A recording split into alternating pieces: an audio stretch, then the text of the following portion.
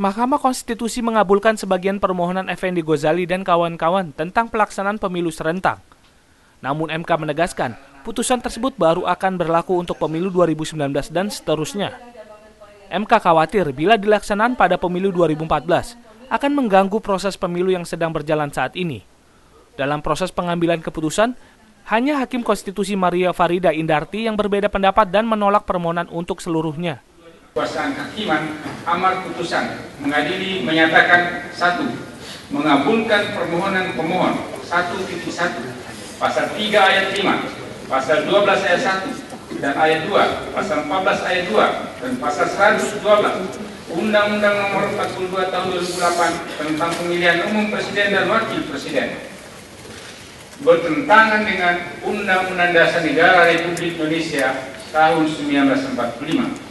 1.2 pasal 3 ayat 5, pasal 12 ayat 1 dan ayat 2, pasal 14 ayat 2 dan pasal 112 Undang-Undang Nomor 42 Tahun 2008 tentang Pemilihan Umum Presiden dan Wakil Presiden tidak mempunyai kekuatan hukum mengikat.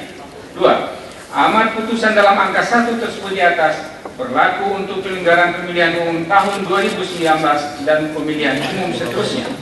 3. Menolak permohonan pemohon untuk selain dan selebihnya. 4. Memerintahkan pemuatan putusan ini dalam memberikan negara Republik Indonesia sebagaimana mestinya. Sementara itu, selaku pemohon Effendi Ghazali masih menyimpan kekecewaan. Menurutnya, pelaksanaan yang ditunda 5 tahun lagi dinilai tidak sesuai dengan keputusan rapat yang sudah ada sejak Mei 2013. Mestinya Mahkamah Konstitusi menjawab ke kami, ya. Kenapa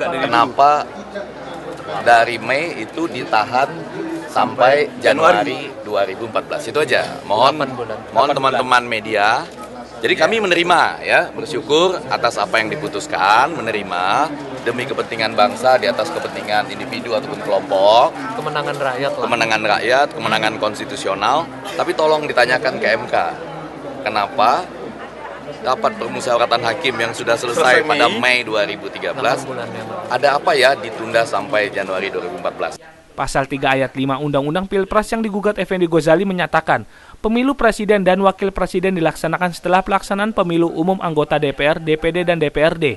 Setelah hampir 8 bulan, akhirnya MK menghapus pasal tersebut dan berlaku mulai tahun 2019. Adityo, JPNN, Jakarta.